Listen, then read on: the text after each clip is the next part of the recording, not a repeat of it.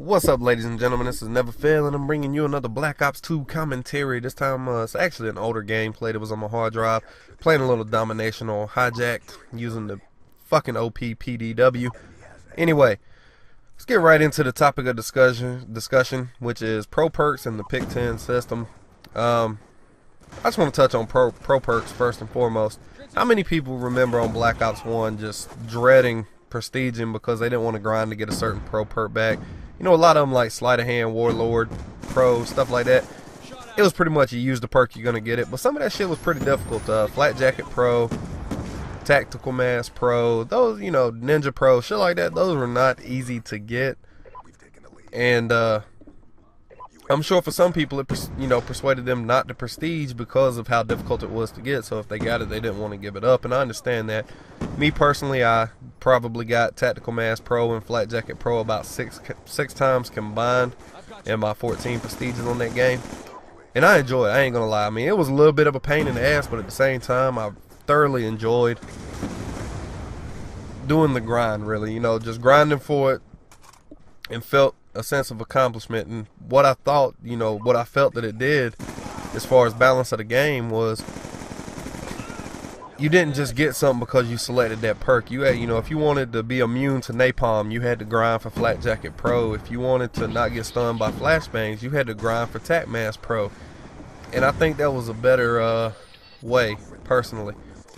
And this displays the power of the Hailstorm missile following up the lightning strike on small maps. I love it. But you had to grind for it. Whereas on Black Ops 2, you can just pick the perk and you're done. And, you know, it's whatever.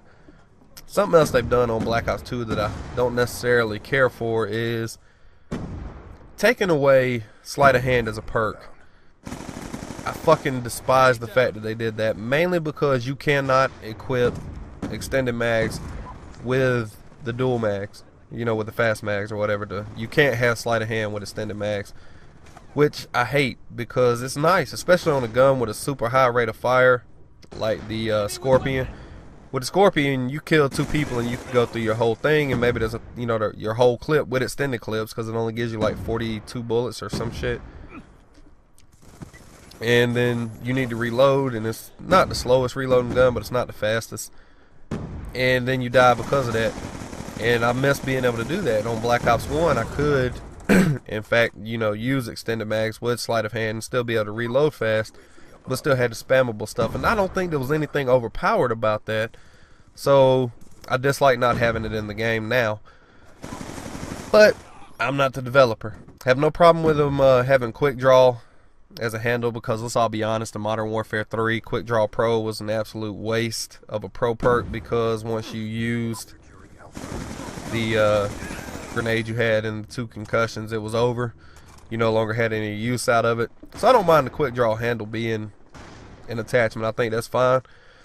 But I just don't like Sleight of Hand being in an attachment. I don't like Steady Aim being in an attachment, because Steady Aim, in my opinion, in Black Ops 1 being in the same category as Sleight of Hand, kind of balanced it out.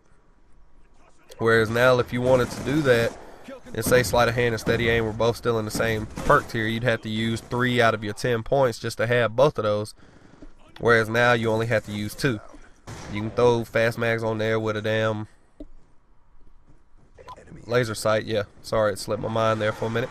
And then you're good, which I believe is a little bit OP personally, because I always felt that Steady Aim with Sleight of Hand was a little much.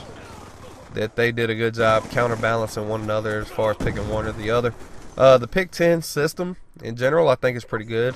I believe it gives hold on, I'm about to cough.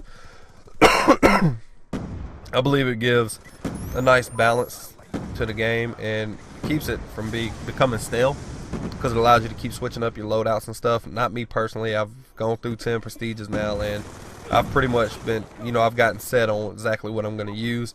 Might tweak the perks here or there depending on the map I'm playing on, but for the most part I have my layout set up exactly how I want it to be. Like I said, I do miss the pro perks. I don't like the fact that Sleight of Hand is not a perk. But Pick 10, I would like to see, you know, maybe some kind of wild card involved where maybe you can get 11 slots or something, which would be kind of nice, because certain times I'd like to be able to equip a secondary. And also, I would like for the secondaries, the actual pistols and launchers, to not cost anything, and for the pistols to be weakened up like they were in Black Ops 1. Because I don't believe a secondary should actually cost you a point in your creative class slot or whatever, if they're not overpowered. Because right now, well, not necessarily overpowered, but they're powerful. If they're not powerful like that, to say if the best one you could get was something like the Python, then I'd like to see that actually go to not costing you anything in your loadout. And that'd be nice, because it is nice to have a pistol secondary, don't get me wrong, but at the same time, it's a little bit it's not worth it to me. It's much more beneficial to use that, you know, that point for an extra concussion or something like that if you're not using scavenger. But yeah, but mainly just want to discuss not having pro perks. Would like to get some of your guys' feedback on that. Do y'all like not having them? I mean, I know it's nice, especially for those of us that like the prestige a lot, to not have to give up a pro perk to prestige. And another thing with pro perks, I've come to the understanding from reading a few things that the reason there's no unlimited sprint is because capture the flag users were complaining. Well, here's an idea. Just make it where the shit ain't unlimited sprint and capture the flag.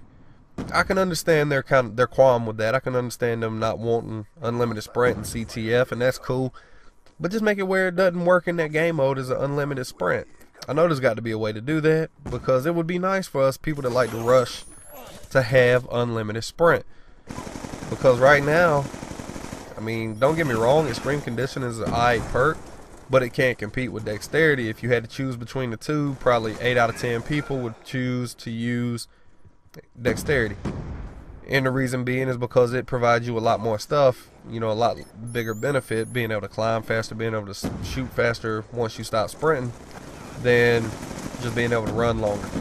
Now, if you make it where you can run forever, then it becomes a different story. And, you know, that's something that pro perks could have in. If you had pro perks, you could have that, but just have it where, like, the pro effect doesn't work. But that's something I'd like to see. I'd like to see unlimited sprint back and just make it where it's not available and capture the flag. And, so what else? What was another one that was bothering me not having?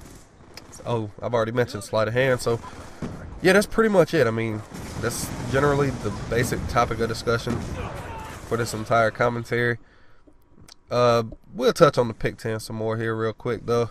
It's not going to be the best commentary I've ever done. Been under the weather, so the voice is going to sound a little funny. Fucking sinuses.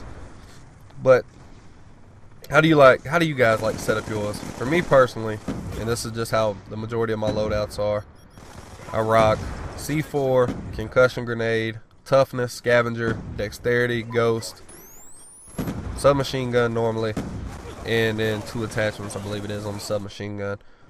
Oh, that's another thing I meant to mention. I do love the fact that you don't have to use a perk to have 2 attachments on your gun. I think that is fantastic. I think it's great that you don't have to use a wild card to have 2 attachments on your gun. That was something that I really, really do enjoy, because it would kind of make it pointless to have 2 attachments on your gun if you had to use a wild card to do it. I wish there was a what was the other thing I wanted to discuss as far as the way to create a class? Oh yeah, not having equipment slot, a tactical, a lethal, and an equipment slot, I think sucks personally, because the reason I think Black Ops 1 did such a good job balancing scavenger as opposed to this game is it would replenish, you know, your lethals and your tacticals, and then they had claymores placed with equipment and it wouldn't replenish them. And I think that was great, because I would like the opportunity to keep replenishing grenades, concussions, C4s, whatever, and then for people that camp with claymores and shit, not to be able to keep replenishing them. That's kind of garbage. I would also like to see something like the jammer back. I miss having a jammer, but I don't believe we'll be getting it back. I don't understand why it's not still in the game, though. There's nothing overpowered about a jammer. Absolutely nothing. It would be a nice side effect, or a nice way to counter the Guardians and EMP grenades and shit. or Guardians and sentry guns without using EMP grenades. Another thing that I do believe is I personally believe the EMP grenade should only affect enemy equipment. I don't believe it should actually fuck with the enemy, because I think it's complete trash that EMP grenade basically makes it where you have no minimap, can't see the kill feed, none of that shit. It's very fucking annoying, but that's a different topic for the discussion and an entire commentary, because that gets into talking about Hardwired, which I want to discuss later after testing out the new patch. Anyway, final score was like 44-19. Not the best game, but not the worst. Hope you enjoyed it.